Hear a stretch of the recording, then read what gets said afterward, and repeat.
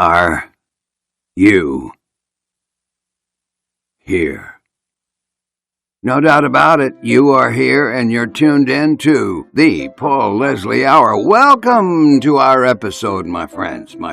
It truly is an honor to welcome Jim Sonefeld, a writing and touring musician in one of the biggest selling rock bands around, Hootie and the Blowfish. He's also the author of the new book, Swimming with the Blowfish, Hootie, Healing, and One Hell of a Ride, published by Diversion Books. A solo recording artist, Jim Sonefeld, recently released a faith-inspired EP entitled Remember Tomorrow.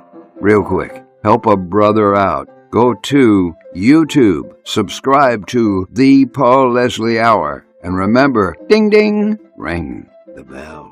And remember, the Paul Leslie Hour is made possible by viewers and listeners like you. Simply visit thepaulleslie.com/support. Bingo. Thank you. And now, ladies and gentlemen, let's get into the interview with Jim Sonefeld, on location at beautiful Hampton Park in Charleston, South Carolina. Hello, everyone. We are here in Hampton Park, beautiful Charleston, South Carolina. I am with Jim Sonefeld, drummer, vocalist, recording artist, member of Hootie and the Blowfish, and now author. Well, Jim, thank you so much. It's so good to sit down with you. Glad to be here. Not a bad day to sit outside and have a chat. You could not ask for a better day, especially for shooting outside. No, this is great. This is why I stayed in the South. What does Charleston, this area, mean to you? I've been coming to Charleston since the mid-'70s was the first time I ever saw this place, and we came down on a few family vacations out to the beach. It was quite a small, dare I say, insignificant beach town and historical town at the time in the 70s. It was a little dirty. It was there weren't like super nice things to do necessarily, and it's grown a lot through the years. So for me, it's got a little old feeling of coming down as a little kid to go run around on the beach, but to have seen it grown is nice, to see our small state sort of get wings, and Charleston in particular become something special for a lot of people from a lot of other places. What has always been the purpose, the drive of the art that you create? At the beginning, for me, it was just to express. I say, born a drummer. I tapped, and as you probably heard before we went live, there's always a drum beat going on in my head, and I can't really turn it off. And so as a kid, I just wanted to express, and eventually, I think my parents, thinking it might be cheaper than therapy, they got me drum lessons. So I was able to sort of contain that rhythm thing and hone it in. And I drummed until I was 21, and that was when I first joined a band. And it was in joining that first band called Bachelors of Art up in Columbia, South Carolina, that I fell in love with the idea of interacting with other people and how you come up with melodies and lyrics and cohesiveness with 3 or 4 people working together. And though I only stayed in that band for a year and a half, and went back to finish my college degree, I knew that was something I wanted to do when I could finish college and finish what was my soccer dream at the time. So to me, it's always been just an expression. I like to do it. It makes me feel good somewhere inside, whether I'm mimicking somebody else's artwork that they've already created or making up my own. It doesn't matter. And then eventually, I guess along the way, I realized there is the business of art. There's the business of music. And that inserts something that can be okay, or it can make things run downhill or dark, as I say, because the business and the art aren't always friends, and they're not even natural bedfellows.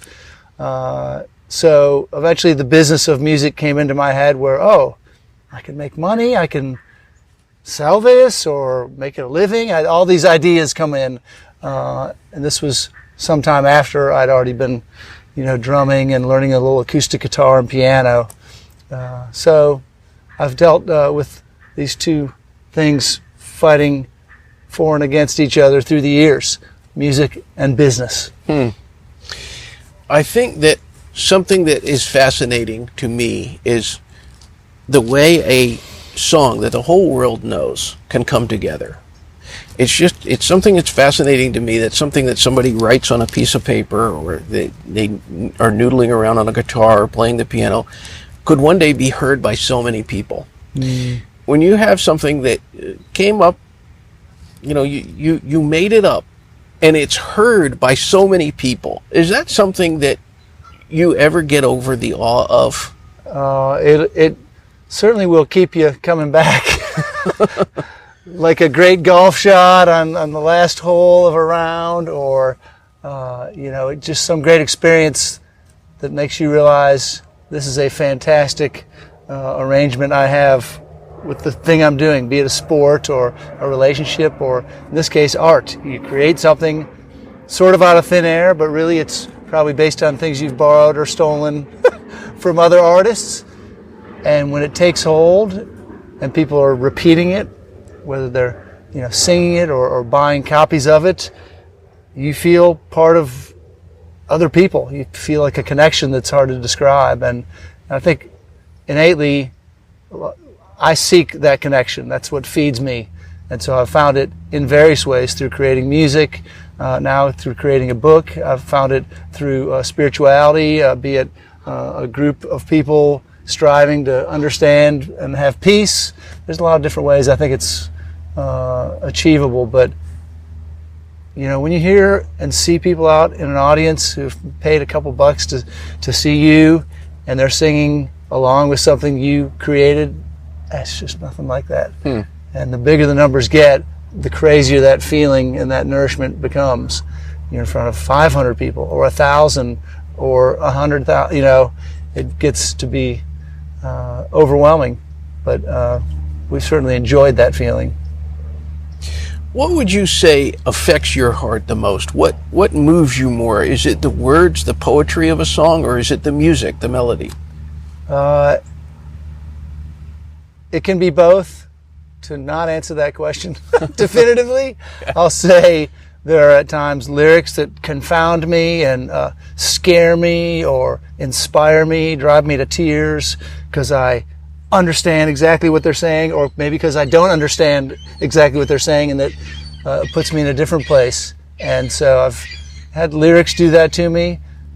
Sometimes music can be so beautiful, and it's sort of the way it has dynamics and builds and then gets quiet. Sometimes music, there's some great instrumental music out there that I love. But I tell you, the moment where they happen together is the moment for me. And there are some artists that do it quite well, where they have either spontaneously or through a contrived effort learned how to say a significant thing while there's a music build. And when they crescendo, it's like you just want to fly, you just want to jump. And so there are some bands that inspired me even as a young child. They were doing these things at the same time. One of the guys that I think does it maybe best continuously is Bruce Springsteen. And whether you love him or not, he gets his audience to a moment with a word and a melody and some combined rise that like sends people through the stratosphere. And I've experienced that with him. He's one of a bunch of people that can do it. But if we're ever lucky enough to do it ourselves and give that people that feeling, that's pretty cool too. Well, you mentioned Springsteen. Can you name a couple of other people that, as far as songwriting, they really inspired you? Weirdly, something that really inspired me as a child, and though I grew up in Northern Illinois, we listened to a ton of Southern rock. And it became, now we listen to other things too, but I realized recently, looking back, that, Charlie Daniels Band and the Outlaws and Lynyrd Skynyrd and ZZ Top and Marshall Tucker Band, these were bands that I just wore out the LPs or the tapes or whatever we had in the 70s. And so they were inspirational. And sometimes I didn't know exactly what they were singing about, but they had that thing where they could crescendo the music and the lyric together for me. And it became I guess anthemic would be the fair word. But, later on and experimenting with different types of music, lots of classic rock does that for me. And Southern rock, I think, sort of grew out of the classic rock era. But there's, U2 can do it. They've got some anthem stuff that's really strong. One of my favorite albums, we were just talking the other day, is about songs that influence you, was a instrumental album. And it was Jean-Pierre Rampal and Claude Bolling doing a suite for piano and flute. And I listened to it in college. A teacher turned me on to it. And it's still to this day, I can turn that on and it makes me just want to dance. And I don't know how to dance. It makes me want to just vacuum an entire house on a spring day. And I don't even like doing that. But it gives me a feeling and an energy. So, there you go. I was talking to my wife, who is from Eastern Europe, and she said, "What is Hootie and the Blowfish?" And I said, "Wait a second, I'm going to play something for you." So I started playing Hold My Hand. And she's like, and then it got to the chorus. And she said, "Oh, yeah, of course. Hilarious. Yeah, I know this song." Talking to Dave, our friend, on the way over here, he asked a question that I thought, well, this is a great question I'm going to ask Jim. What do you attribute the success and the universality of that song? Well, it perhaps does what I've been describing, where a lyric meets a melody, meets a rise in the volume of the instruments being played at a time, and it's a perfect rise to give you that optimum feeling of just belief in that word, in that moment. And I think that song did that. And the messaging, of course, can be a lot of things to achieve that, but I think a message like that I wrote for Hold My Hand was about the connection of people. And listen, we got to help each other here. There's people suffering, and we might even be those people. What can we do best to sort of help each other? And that was the idea I had when I was writing that. And so I think that idea of connection is probably what helps that song along. It does not hurt to have Darius Rucker in his gritty, textured, beautiful voice singing that particular melody. I think that's a driving point that can't be forgotten. The vocal and the vocalist matters. The deliverer of that message matters. And so, I think it's those couple of things that we were lucky enough to put together, and also, frankly, a machine behind a song to get it out there to the masses is really important. Speaking of the business or the art, there's not a lot of songs that didn't have some help to get in front of a lot of people. And so we had a little help at the same time that, we had been performing Hold My Hand for probably 4 or 5 years before we got into a business machine that could help us bring it to more people. But, that machine really helps a big amount of people experience that feeling that we're talking about. So we had the benefit of that in 1994. So tell us about the transition from writing songs like you do to writing a book. There's this book out. You wrote this book, Swimming with the Blowfish. What a title. Was it an easy transition to write a book? Well, the only problem was the length of time to get so many words, the length of time to understand how to develop a few sentences into a paragraph that was meaningful, and how that paragraph has to be part of a bigger body called a chapter. And I had little experience in doing that. So while I could tell some stories, and I had some stories to tell, it's writing and then continuing to write, and then when you don't think you have anything else to write some more. And that's not how you write a song. To me, the process of going back and editing and having other people look at your work, your paragraphs and your chapters, and comment on them to structure them, that is never something that has to happen with a little 3.5 minute pop song. And Hold My Hand, for instance, was one of those lucky moments where you're writing it, it's sort of coming out naturally. I didn't have to run it by anybody. It felt like, wow, this just feels right. And like a simple nursery rhyme, it's not complicated. to write 2 verses and a chorus and repeat it a few times. It's not the most complicated work of literary genius, but something has to happen. There's something, the magic in the air, or like I said, the production, or the singer who's the vessel that's bringing it out. So writing little songs is just so much easier, and it makes me appreciate that a 3-minute pop song or whatever is a nice way to be able to make a living. So I should keep doing that. So when somebody reads this book, Swimming with the Blowfish, is there something you want the reader to get from that experience? There's not anything I want the reader to get in particular from the experience. I hope it's something that makes them think, or maybe consider their own experience on this planet. But I didn't set it out for them to think a certain thing. In fact, some advice I got while I was editing. I worked with 2 different editors during the process, and some of it was to take away a lot of the material because it was too long. Another editor was to add material and develop material that was already there to make it longer. And so part of the process was I had written a bunch of stuff, and it's probably leaning too heavily on what I thought about what was happening in my life and my feelings, and talking about the thing that was happening. And one of the editors said, don't tell the people what's happening, or don't tell them what you think about what's happening. You just write the action of what happened, and then it's going to be up to them to decide how it makes them feel. And it made me feel so naked. It made me feel like, wait, I can't do that. I need to tell them how it made me feel. And he said, no, we don't want them. They have to be able to decide how they feel when you write the thing that you did, whether it was in your childhood or with Hootie and the Blowfish or on stage or anything. It's up to them to derive a feeling or an emotion from the action that you've written. And I had to go back, and I stumbled on that the entire book writing process, I tell you. I mean, to answer your question, I would love people to love it. I would love people to think it's riveting. It has captured their heart. It's going to change their lives for the better. But really, I'm just telling a story and hope they're emotionally moved in some way. And as the editor said, they may decide, well, this guy's kind of a prick, or he seems kind of self-centered, or gosh, does he ever think about anybody else? I have to allow other people to come up with their own ideas on my stories. Make your statement and let them decide. Yeah.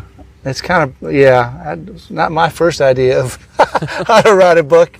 I would prefer to tell them everything and let them know how I need them to feel. And that maybe is perhaps self-centered, so. Well, when you do an interview like this in public, you just never know when somebody is going to stop in on you. Like, for example, there was a duck who almost came into the shot, but we'll see. But that does make me wonder. Thank you to that duck for coming on. When somebody comes up to you and they recognize you, is that experience weird for you? Or have you gotten used to just through the years of being a performer? Yeah, it's been a roller coaster of understanding how to deal with that. It's nothing you can prepare for when you first gain attention or fame. So I didn't know how to deal with it at first. We all did the best we could.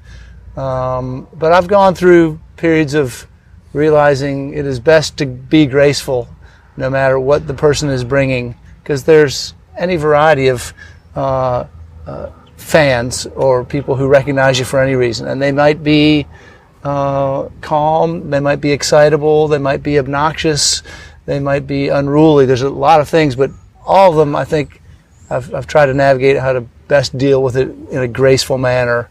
And so at the beginning, with the band getting famous, obviously you're excited that people are giving you attention because they love the music you've been making for years. And finally there's bunches of people. And I frankly loved that attention for many years, to the point where when it got really big and then it started getting smaller again, that I was wondering how I was going to deal with that. I missed the attention. My sort of inflated ego was struggling. where did all the people go? Why aren't they recognizing me? Or when we got really big and our singer Darius became sort of the face of the band, my gosh, why are they giving him so much attention? Why aren't they looking at me? And I can look back and look at interviews and videos and where I'm trying to get attention to, if you're Darius and I'm me and all the attention's on Darius, I'm like, you're trying to nudge my way in there because my ego is telling me you deserve more, you need more. Eventually, I got great advice from a wise friend who would help me collaborate in making my first solo record in 2007. His name is Francis Dunnery. And I had a lot of changes going on in my life at the time, sobriety, spirituality, and we were sitting down to make my first record, and Francis says, Sonic is what he called me. We're going to do something which is going to be part of your spiritual journey. And I'm like looking at him a little scared, like, oh God, this guy's crazy. I know he's going to suggest something wacko. And he looks at me in my long blonde hair, he says, we're going to shave that shit off right now. I'm like, what? And talk about being faced with knowing if you shave that thing off, that is how people recognize you. What is going to happen? Are you going to be able to deal with that? That was a big move. And I trusted him, and I shaved it off, and it was the best thing I did. It was the best thing I did because it allowed me to decide who am I from the heart out, not from the glossy exterior that I want you to think is important. And that was the beginning of understanding of me on a different level. And the question of how do you deal with people giving you attention? Well, I didn't have to deal with that for about 8 years because no one recognized me, and it was a beautiful thing. I really relished the fact that I could start discovering who am I without the attention. That's an important question for someone who's had attention. Anyway, I got through that, and today on the streets, if somebody recognizes me, it's more awkward for my family than me. I know how to deal with it gracefully and try and give people maybe what they're asking for, as long as it's not weird. And sometimes it's just a brief conversation. And Interesting.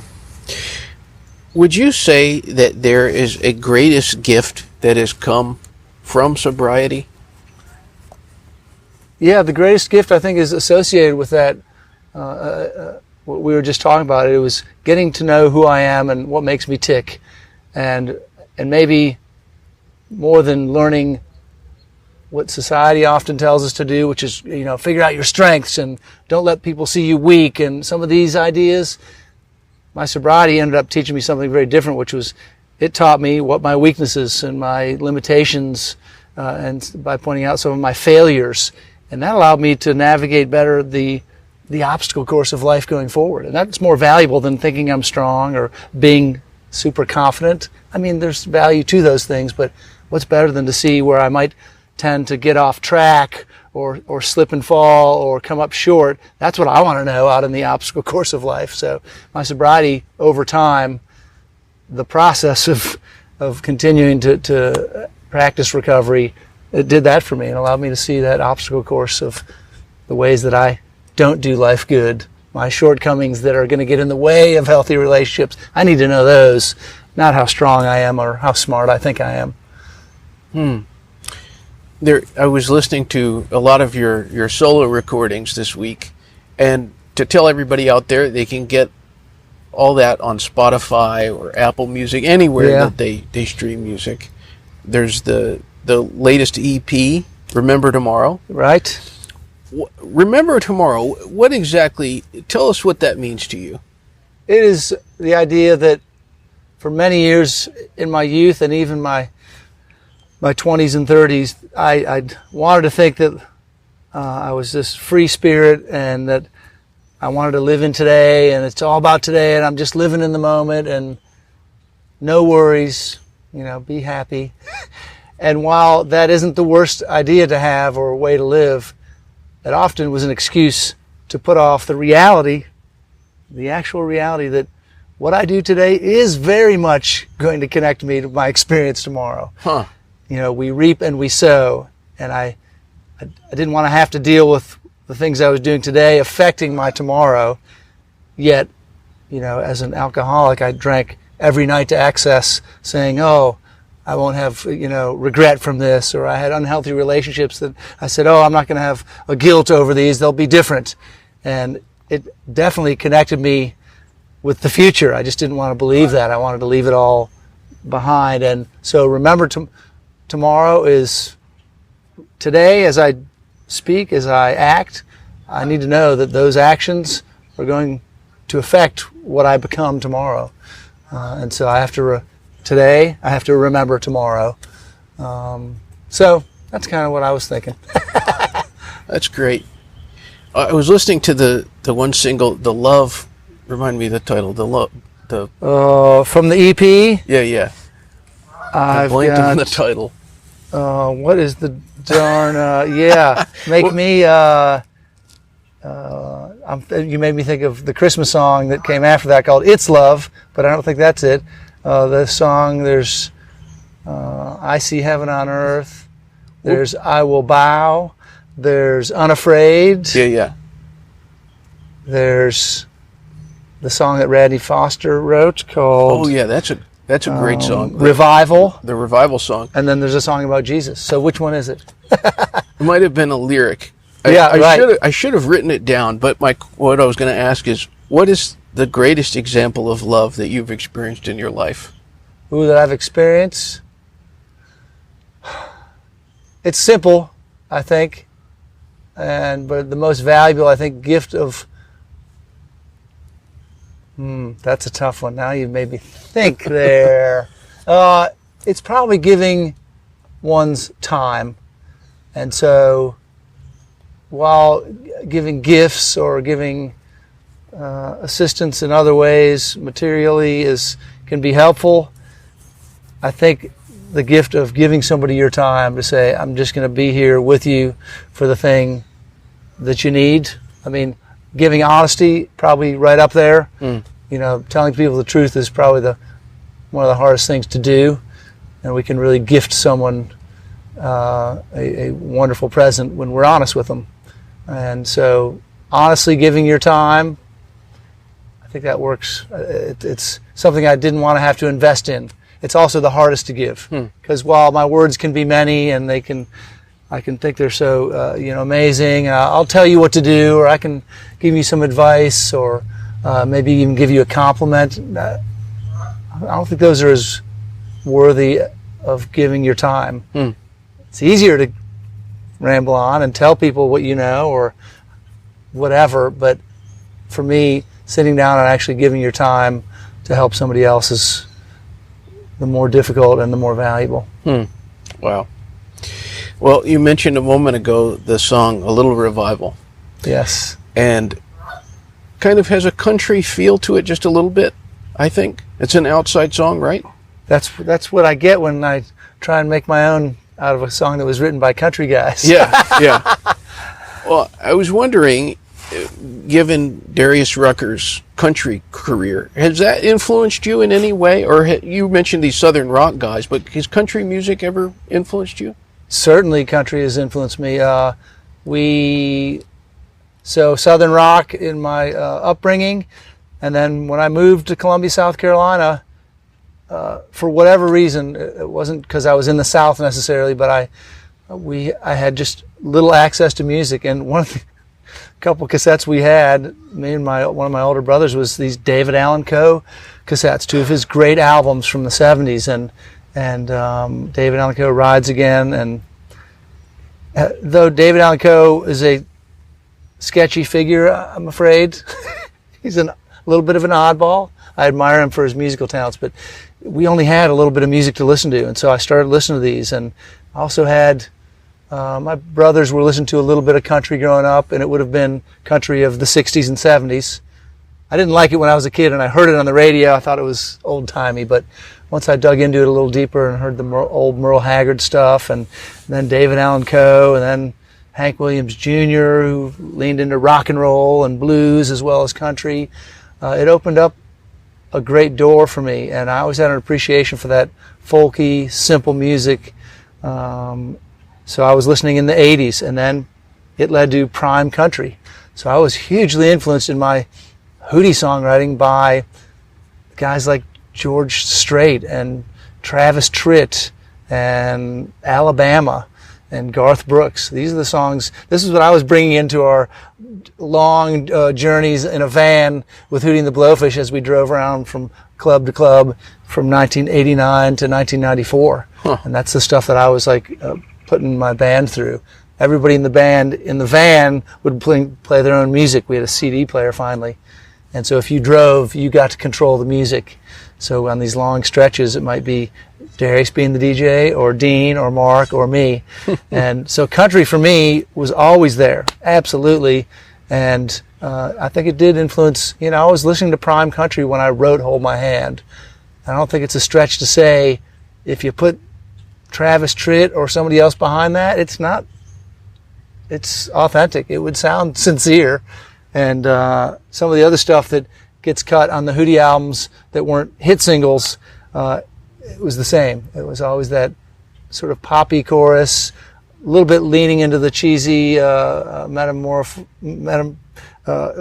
that are like metaphors for life, And so, yeah, and Darius had his own brand of country that he liked listening to as well. And it was a little more of the Nancy Griffith and Radney Foster, alt country maybe, right, was what he appreciated more in that time.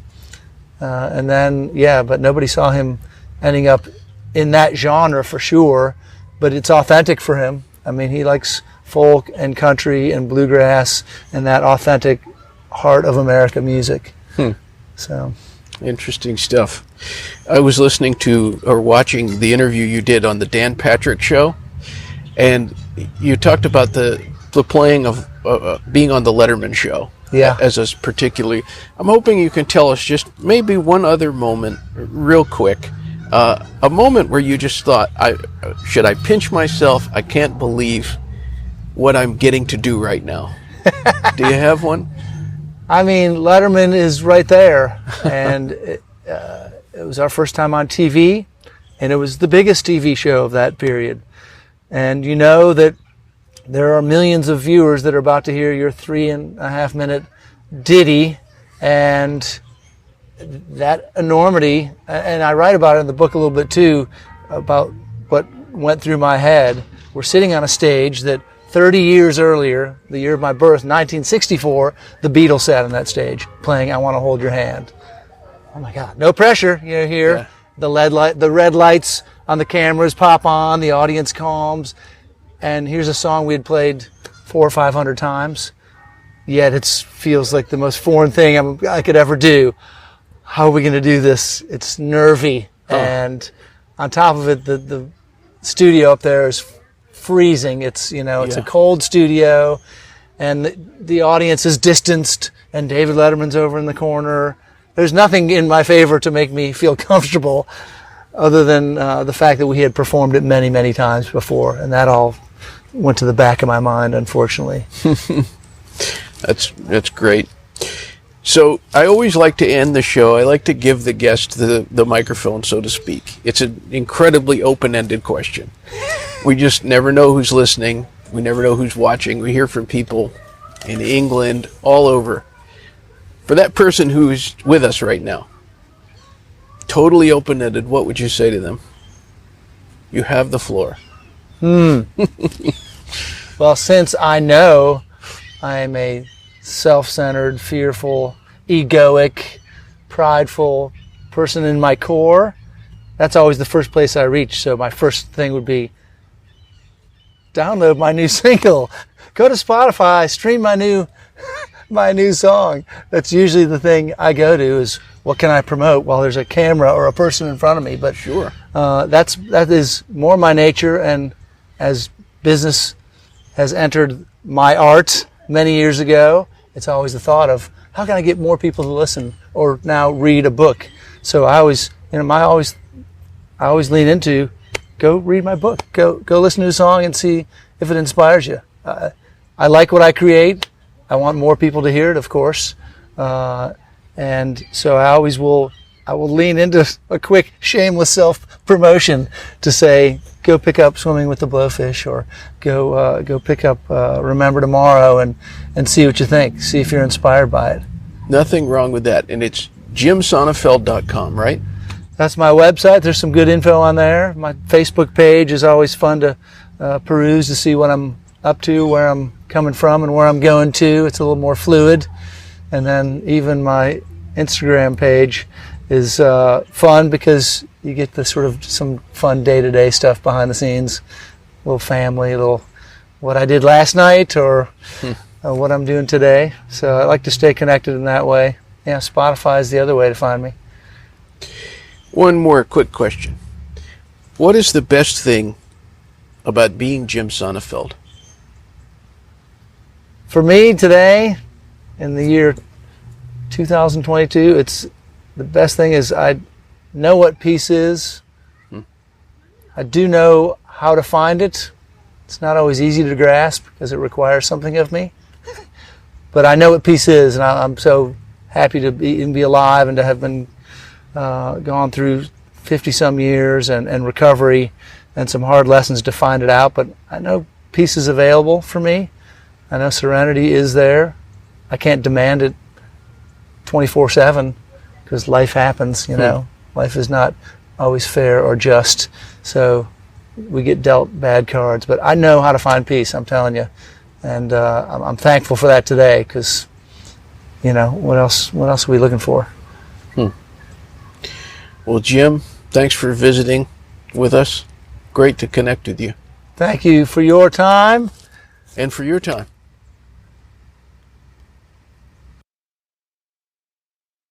You know, the Paul Leslie Hour is made possible by people like you, listeners, viewers. Please go to thepaulleslie.com/support, and you'll know what to do when you're there.